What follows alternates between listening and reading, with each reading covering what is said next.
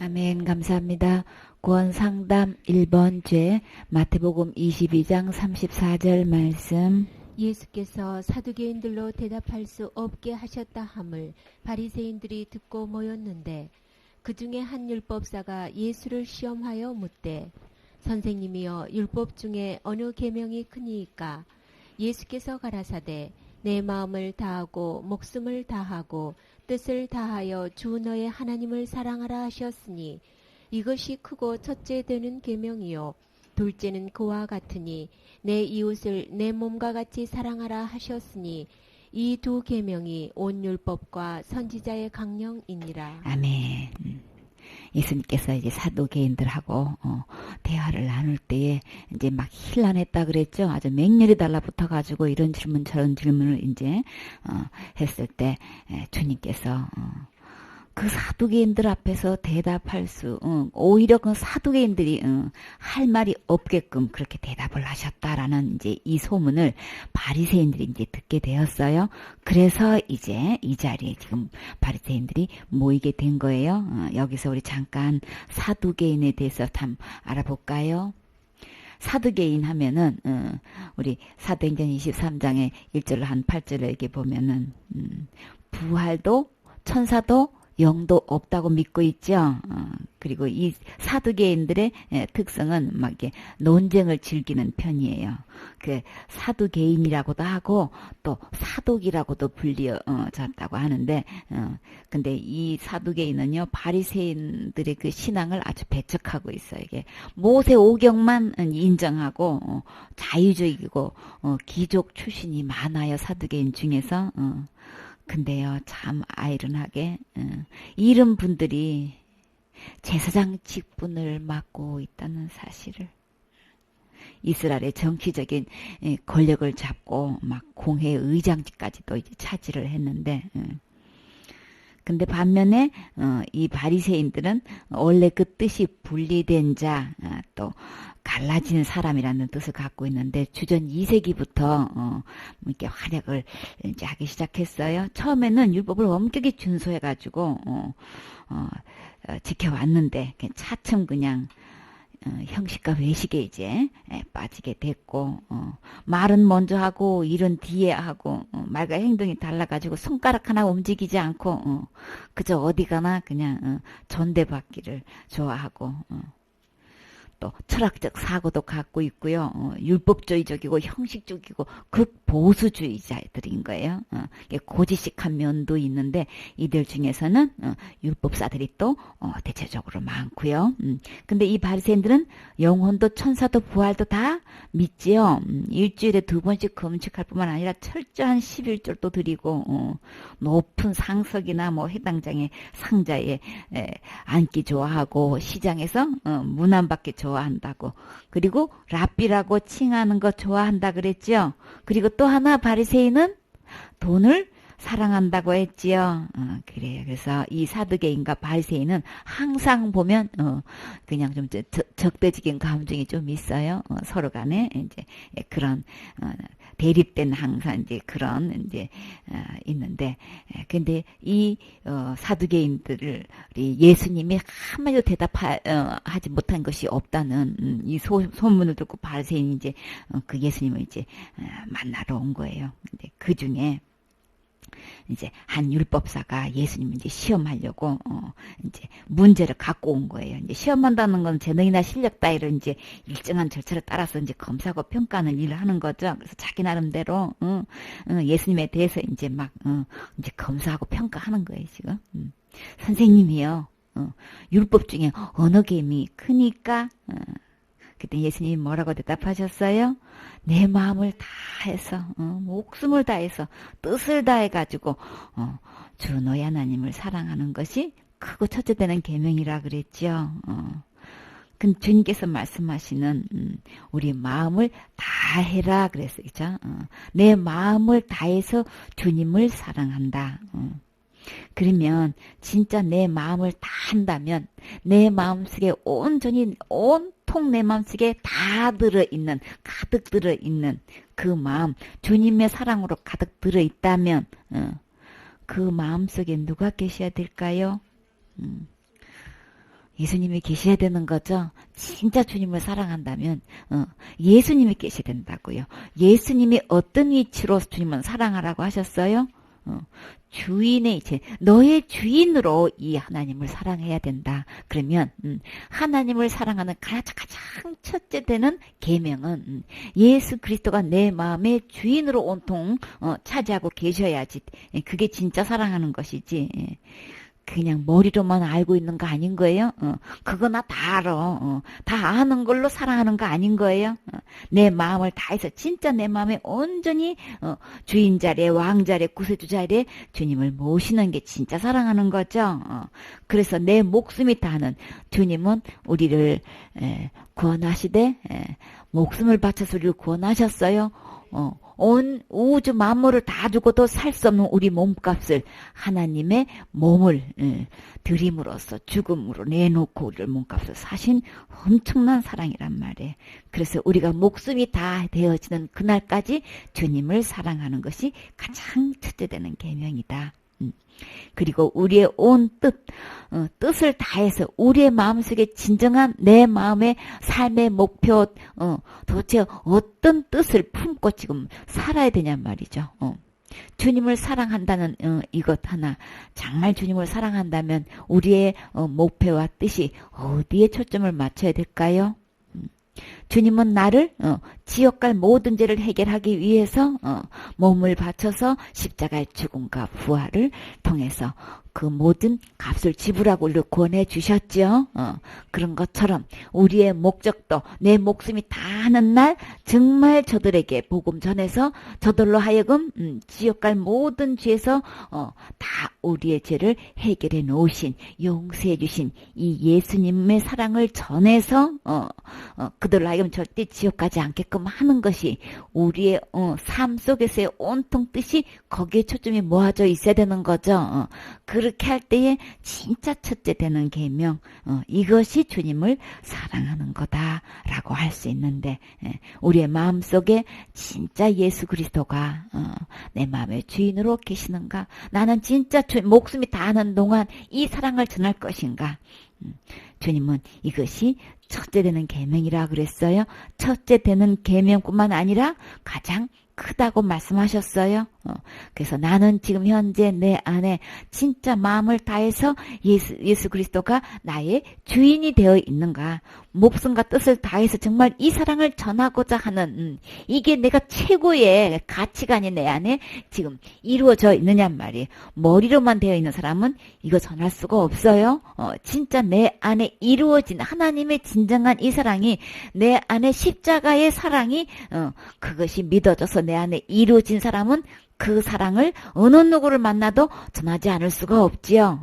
그래서 바울은 이 예수님을 만난 이후로 그 예수님이 내 지옥 갈 모든 죄를 영원히 해결하시던 이 예수님 믿어진 이후로 바울은 목숨이 다하는 동안 누구를 전했나요?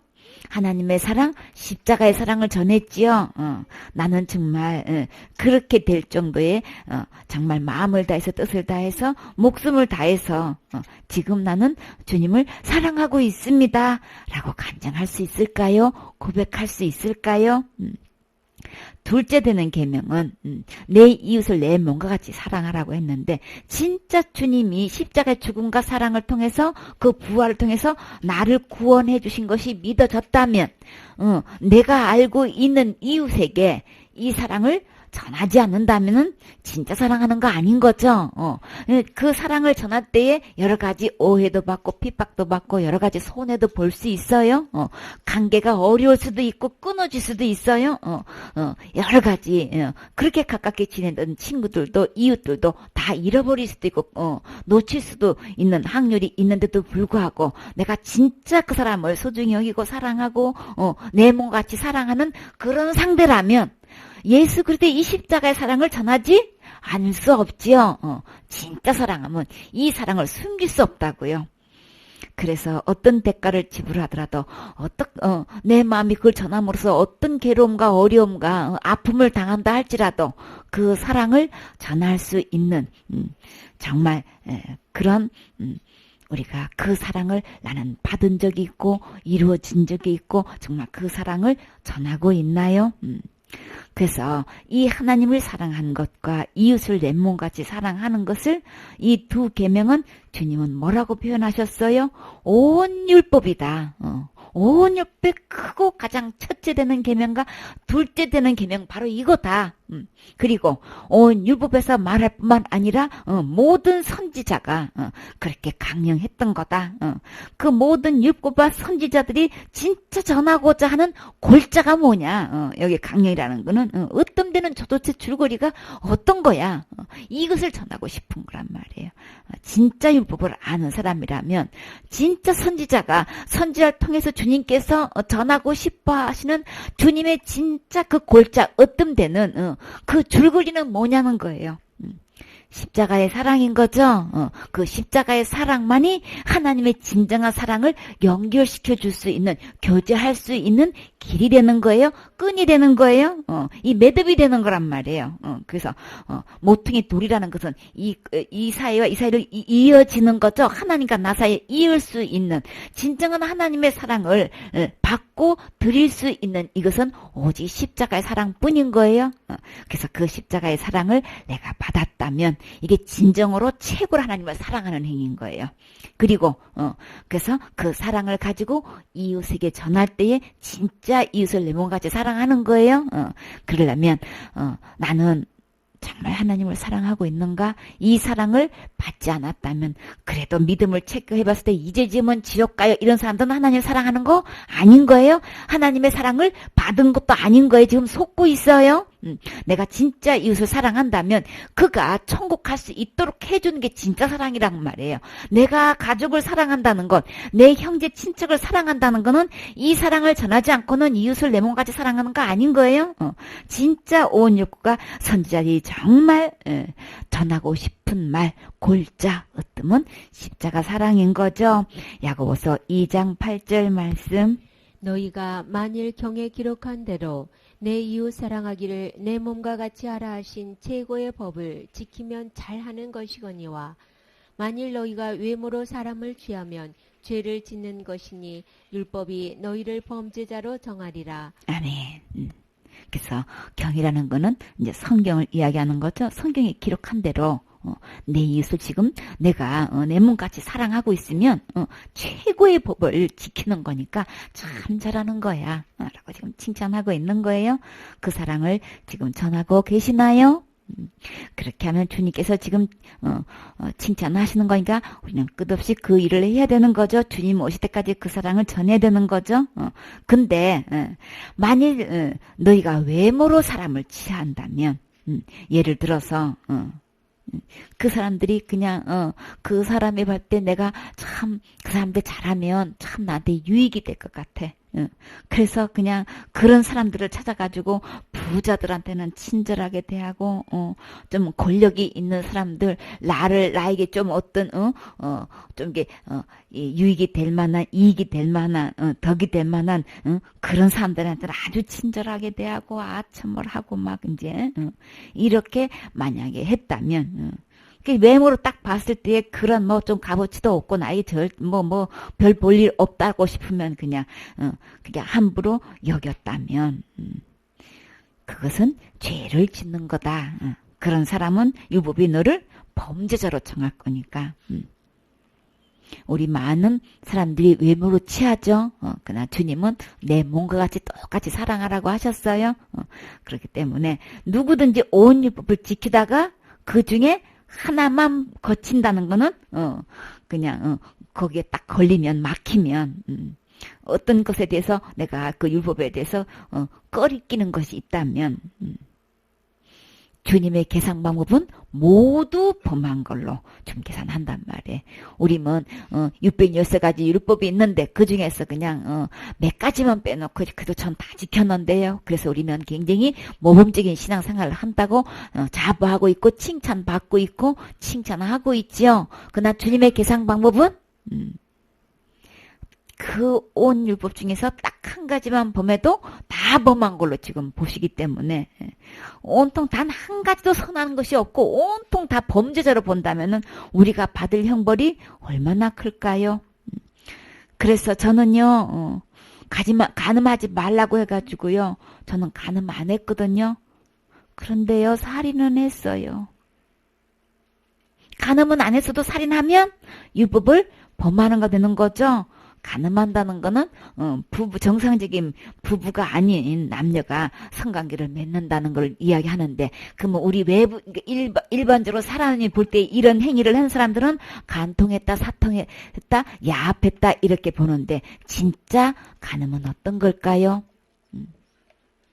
정말 우리가 진정으로 오직 예수 그리스도만 우리의 영원한 신랑인 거죠. 하나님 아버지만 나의 부모님이신 거예요. 그렇죠? 근데 그 남편, 그 부모님을 버리고 창조주 하나님을, 나의 오로지 내 안의 왕 대신 주인 되신 그 하나님을 버리고 누구를 따라갔어요? 사탄의 말에 속아 넘어가가지고 사탄을 주인 삼고 있다는 거는 지금 사탄하고 지금 야합하고 있는 거죠. 지금 간통하고 있는 거라고요. 사통하고 있는 거라고요. 그러면 영적 간음 안 지은 사람 없어요.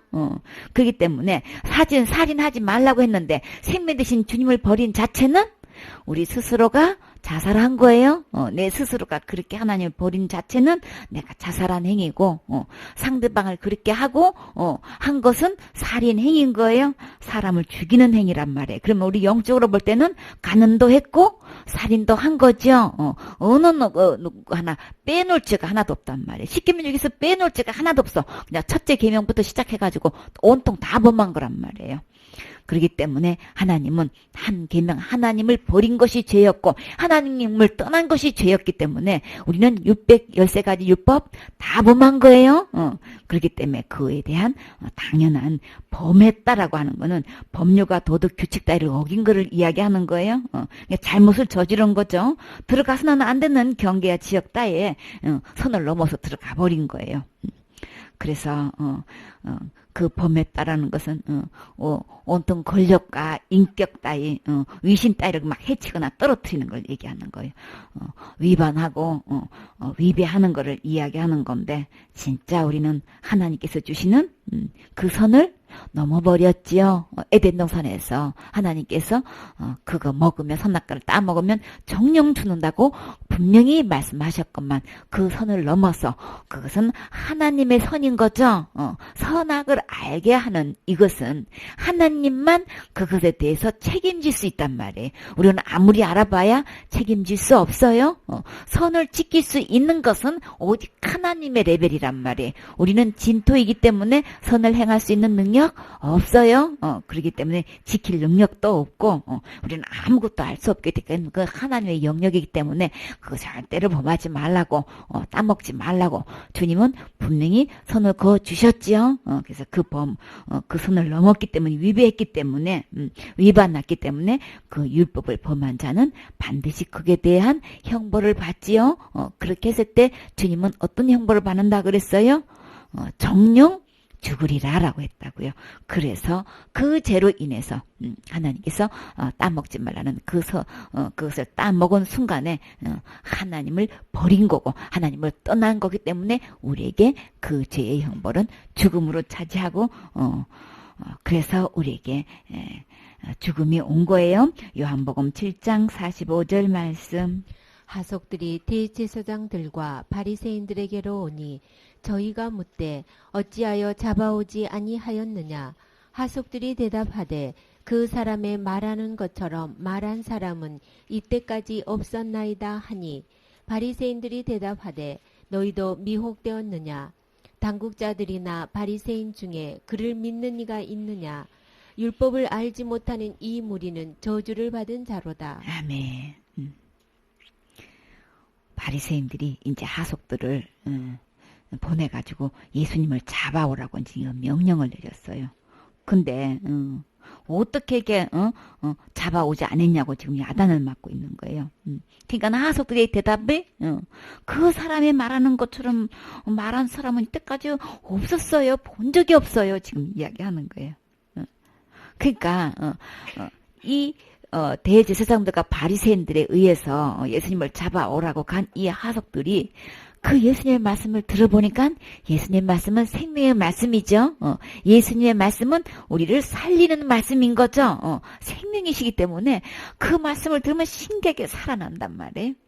그러니까는 그 말씀을 처음부터 끝까지 들어봐도 흠잡을 데가 없는 거예요. 진짜 잡아들여가지고 지금 왜 잡아들여오라고 하는 거예요? 그 말씀을 들으려고 그러는 거예요?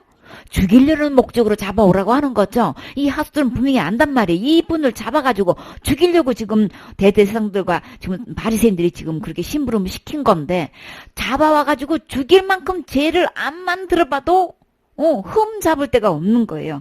그랬더니 이 바리새인이 대답이 지금 너희도 미혹됐냐? 뭐에 홀려가지고 정신을 못 차리고 있냐 지금 그러는 거예요. 그렇게 정신이 헷갈려가지고 갈팡질팡 헤매냐 지금 이러고 있는 거예요. 근데 이거를 보면은 당국자들이 바리새인 중에서 당국자라는 거는 지금 그 일을 직접 맡아서 처리하고 있는 그 자리에 앉아있는 사람들을 이야기하는 거죠.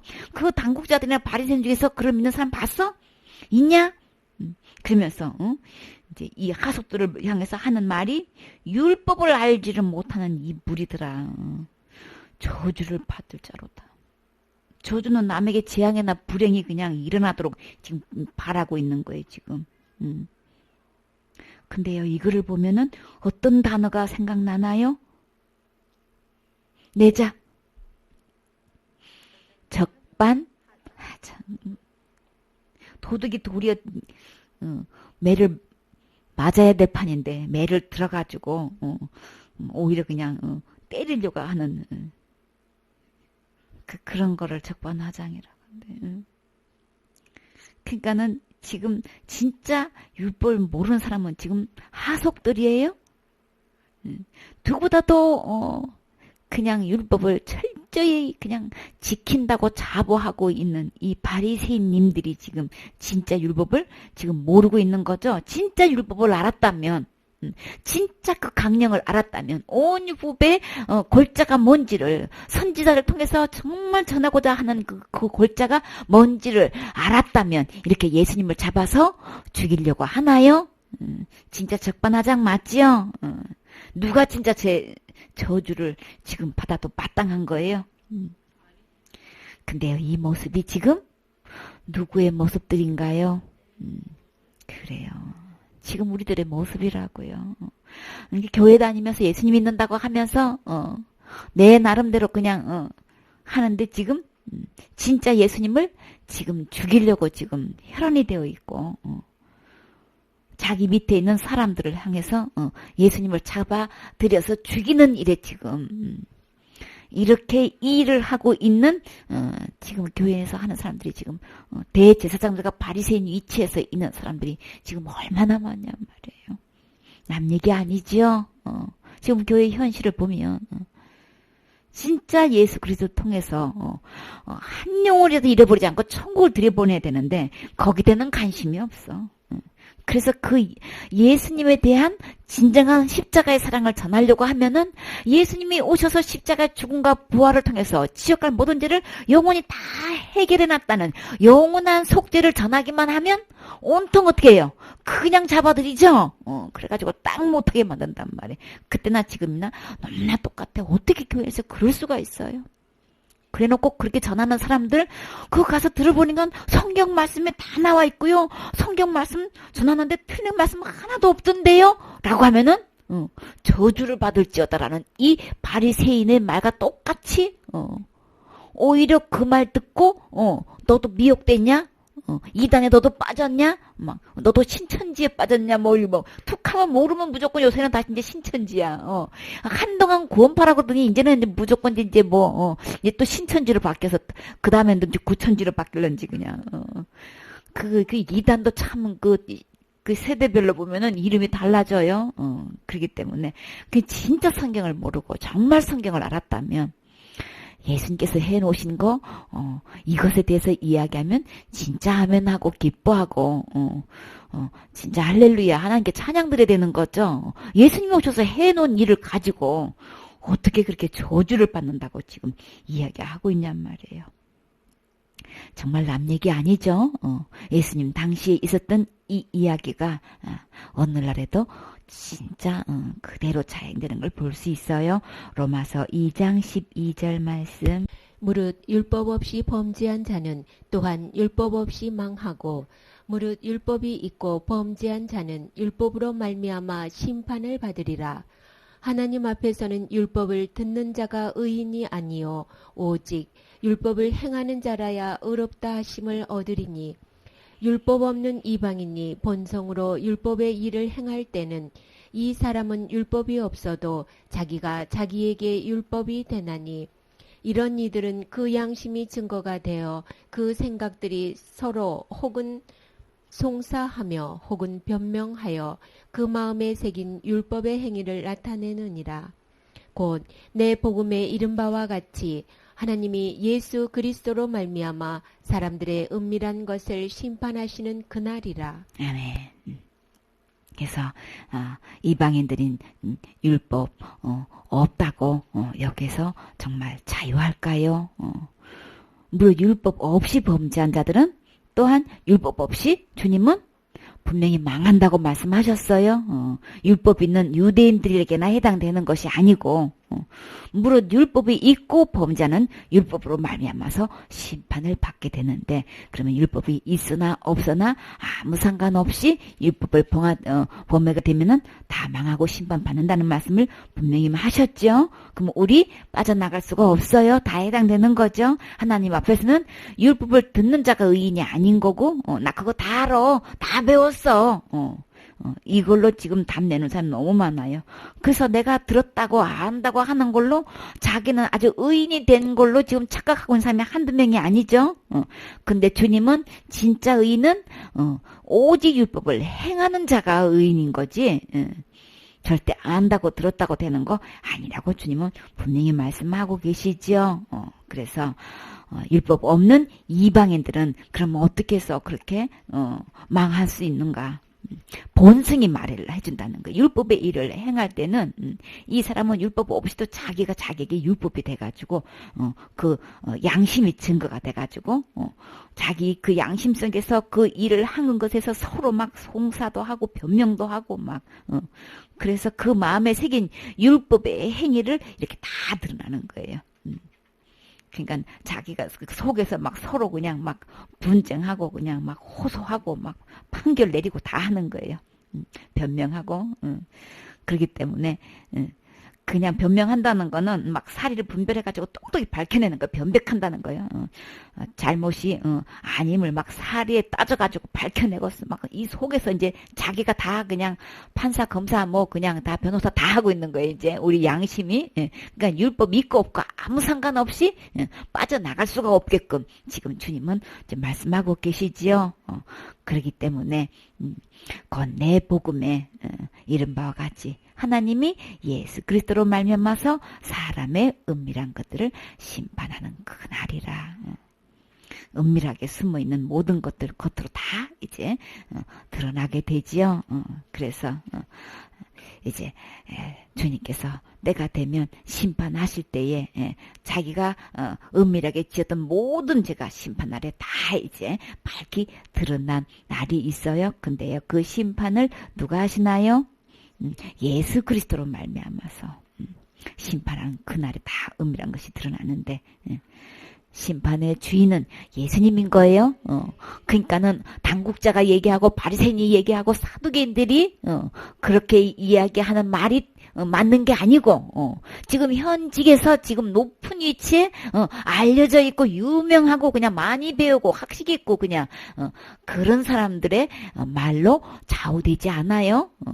오직 기록된 예수 그리스도가 심판주예요. 그날에는 내가 율법 없이 태어났던 율법 없이 태어나서 살았던 그거 아무 상관없이 심판주 앞에서는 이 모든 은밀하게 행했던 모든 죄가 다 드러나게 돼 있죠. 그렇기 때문에 우리는 기록된 말씀대로 행하고 그 말씀의 기준대로 우리가 따르지 않으면 거기에 대한 반드시 보응을 받게 되지요. 레위기 4장 2절 말씀. 이스라엘 자손에게 고하여 이르라. 누구든지 여호와의 금령 중 하나라도 그릇 범하였으되 만일 기름 부음을 받은 제사장이 범죄하여 백성으로 죄어를 입게 하였으면 그 범한 죄를 인하여 흠없는 수송아지로 속죄 제물을 삼아 여호와께 드릴지니. 아멘. 이스라엘 자손에게 이제 말하는데 그 이스라엘 자손이라는 율법이 있는 거죠. 누구를 망하고 누구든지 여호와의 금령 중 이 율법 중에 어떤 것 하나라도 이제 법령을 얘기하는 게 법령은 이제 이 법을 율법을 이야기하는 건데 그 중에 딱 하나라도 그릇 범하였다면 어떤 일에 살에 맞지 않게끔 그렇게 잘못을 했다면 그 결과로 어떤 일이 벌어진다고 했나요? 600열세까지 율법 중에서 딱 한 개만 범했는데요 라고 하면 지금 어떤 처벌을 받게 되나요? 만일 기름 부음 받은 제사장이 범죄했어. 법령 중에 딱 하나를 범했어. 그러면 백성으로 제어를 입게 하였으면 죄악에 대한 재앙을 이야기하는 거 제어리라는 거는 그래서 그 범한 죄에 인해서 어떻게 그 죄의 해결을 했나요? 날마다 회개했나요? 살면서 제사장이 죄를 범했다 이거죠. 그러면 그 죄의 해결을 어떻게 하더냐 말이에요. 잘못했어요 그렇게 날마다 빌고 그랬나요? 우리 대한민국 사람의 죄의 해결은 그저 총알같이 나오는 대답이 날마다 짓는 죄 어떻게 해결하고 계시나요? 네, 기도해요. 근데 성경에서는 어떻게 죄를 해결하라고 하셨나요? 그 범한 죄를 인하여서 흠 없는 수송아지를 속죄제물로 삼으라 그랬어요. 속죄제물은 왜 삼아야 되는 거예요? 그 죄를 비기는 거예요. 그래가지고 없애는 거란 말이에요. 속죄하는 거는 송아지 하나만 그냥 소 하나만 드리면 되는 거예요. 속죄하는 거는 이 소가 죽는 거죠.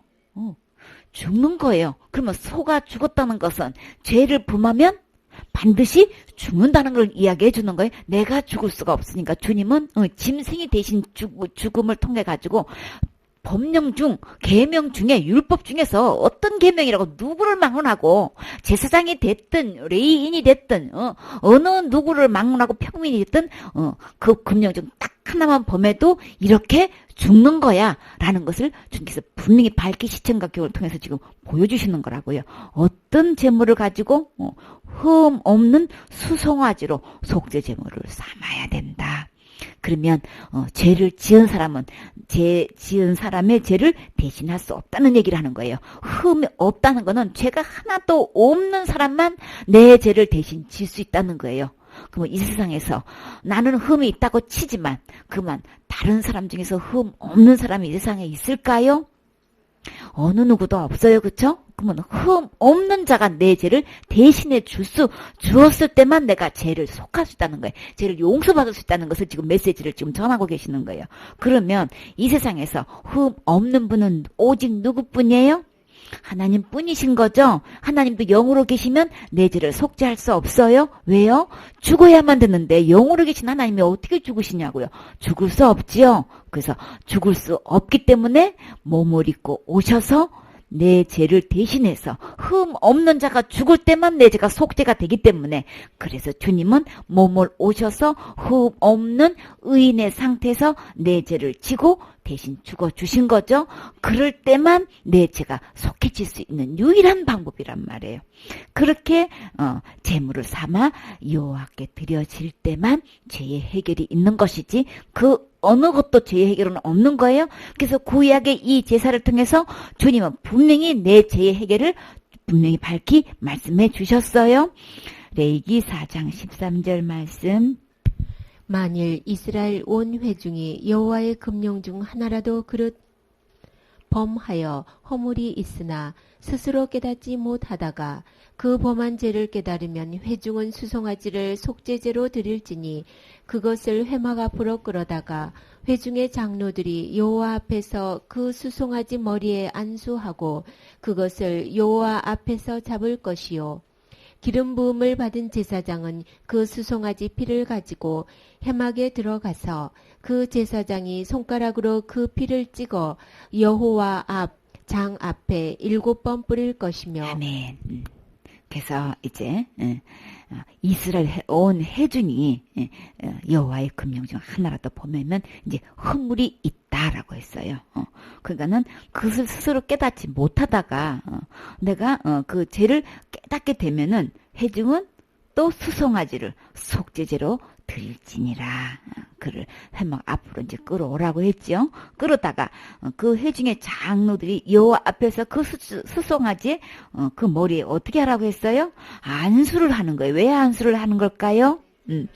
그 범한 죄인이 그 죄값이 이제 지금 이 수송아지로 넘어가는 걸 이야기하는 거예요. 죄는 반드시 죽어야 되기 때문에 내 죄가 이렇게 수송아지로 넘어가는 겁니다. 지금 이거를 이제 말씀해 주시는 거예요. 그렇기 때문에 이 수송아지의 그 머리에 안수를 했다는 것은 곧 무엇을 의미하는 거예요? 내 죄가 오직 하나님 예수 그리스도께 넘어가는 걸 지금 이야기하는 거라고요. 넘어가서 내 죄를 내가 죽어야 마땅한 건데 이 수송아지가 죽듯이 예수님이 죽어야 된다는 것을. 그래서 예수님은 누구 죄 때문에 죽으시는 거예요? 내 죄가 넘어가서 예수님 때문에 죽으신 거예요. 그래서 내 죄 다 어디 갔어요? 예수님이 다 가져가셨어요. 예수님이 다 지고 가셨어요. 그렇죠? 예수님 등 뒤에 던지셨다 그랬죠? 세상 죄를 지고 가셨다라고 하셨단 말이에요. 그래서 지금 수송아지 머리에 지금 안수를 하고 있는 거예요. 그것을 여호와 앞에서 잡을 것이요. 잡는다는 것은 곧 뭐를 이야기하는 걸까요? 죽는 걸 이야기하는 거죠. 죄값을 죽음으로 지금 치르는 장면을 얘기하는 거예요. 그래서 그 기름을 기름 부음 받은 제사장은 그 수소장은 주님 앞에 인정받은 이 제사장은 그 수소장의 그 피를 가지고 이제 회막에 들어가는 거예요. 들어가가지고 그 제사장이 손가락으로 그 피를 찍어가지고 어디에요? 여호와 앞에 7번 그걸 뿌려야 된다는 거예요. 손가락을 7번을 뿌려가지고 또 그 피로 회막 안 여호와 앞에 있는 단불에다가 그 피를 전부 회막문 앞에 번제단 밑에다 다 쏟는 거죠. 그 기름은 다 취해가지고 단 위에서 다 이제 불살라 버리는 거예요. 그리고 그 송아지는 속죄제 수송아지에게서 한 것을 같이 할지니 제사장이 그것을 회중 앞에서 속죄한즉 주님께서 정말 귀중한 약속이 있어요. 그렇게 해서 하나님께서 말씀하신 대로 그 죄가 다 넘어가서 수송아지가 이렇게 죽어서 그 피도 하나님께 드려지게 되고 하나님 앞에서 뿌리게 되고 그 제단 본대 앞에 다 쏟아버리게 돼서 다 그렇게 송아지를 다 불살라 버리게 되면 그러면 이는 회중의 속죄제니라 그랬죠.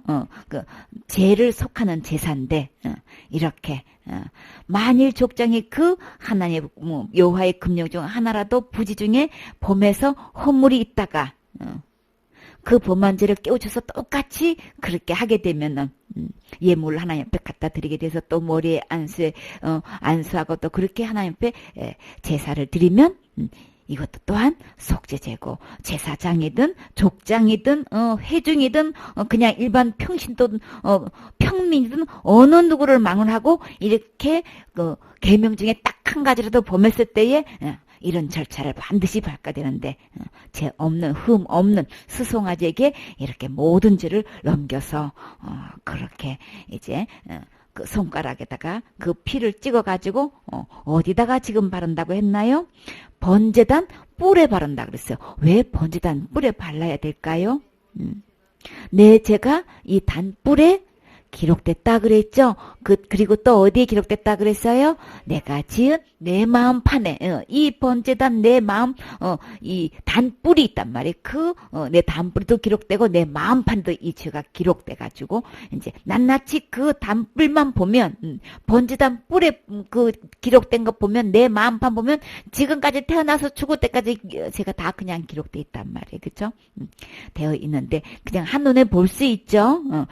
그 죄를 주님께서 그것을 용서해 주시기 위해서 거기다가 제사장의 손가락에 피를 찍어서 단불에다가 이렇게 발라주면은 그만 뭐만 보이나요? 그 죄값을 치른 피만 보인단 말이에요. 그러면 피값을 죽음으로 대신했기 때문에 거기에 대한 형벌을 내릴 수가 없지요. 그 형벌을 이미 받았기 때문에 두 번 형벌을 내리지를 않는단 말이에요. 그래서 그것을 단뿌리에 바른다는 게 굉장히 중요한 거죠. 단뿌리도 발라야 되고 또 어디도 발라야 될까요? 내 마음판에도 발라야 되는 거죠. 그래서 내 마음판에 뿌려지는 사람은 양심으로부터 깨끗하게 되는 거죠. 해방되는 거죠. 죄악으로부터. 그 피는 번지단 밑에 쏟아라 그랬어요. 이렇게 여러 절차를 통해서 제사를 드리게 되면은 어떤 약속이 주어지나요? 26절 말씀. 그 모든 기름은 화목제 희생의 기름같이 단 위에 불사를 찌니 이같이 제사장이 그 범한 죄에 대하여 그를 위하여 속죄한즉 그가 사함을 얻으리라. 아멘. 이렇게 했을 때에 아주 중요한 약속이 있어요. 그를 위하여 속죄한즉 그가 사함을 얻으리라. 다시 말해서 용서함을 받을 수 있다는 얘기죠. 그러면 이렇게 살다가 율법 중에 한 계명을 범했을 때에 이렇게 속죄죄를 드리면 결론은 용서를 받는다는 거예요. 그럼 우리가 살면서 지은 죄에 대해서 용서받을 수 있는 길이 있다는 얘기를 말씀하시는 거죠. 오직 흠 없는 수송아지가 이렇게 대신 죽어줄 때만 이렇게 내가 속죄가 죄를 드려져서 내가 죄를 용서함 받듯이 정말 내가 지옥 갈 죄가 어떻게 용서함 받을 수 있나요? 흠 없는 예수 그리스도가 오셔서 십자가의 죽음과 부활을 통해서 지옥 갈 내 모든 죄가 영원히 용서받는 거죠. 이렇게 주님은 구약에 그렇게 많은 속죄제의 제사를 통해서 우리에게 예수님이 장차 오셔서 내 지옥 갈 모든 죄를 이렇게 다 해결해 놓을 것이다. 그래서 계속해서 메시지를 전한 거예요. 설교를 하신 거란 말이에요, 주님이. 이 설교 말씀이 여러분은 들려지시나요? 그리고 이 설교 말씀이 믿어지시나요? 주님의 진짜 이 제사를 통해서 또 율법을 통해서 이 모든 제사법과 선지를 통해서 하신 이 강령이 여러분에게는 그 핵심이 보여지고 들려지시나요? 그래서 예수 그리스도가 오셔서 이것을 해놓으신 것에 대해서 이게 믿어져서 정말 나는 지옥 갈 모든 죄가 내 안에서 다 해결되셨나요? 예수님께서 내 죄를 용서해 주신 거 믿어지시나요? 아멘.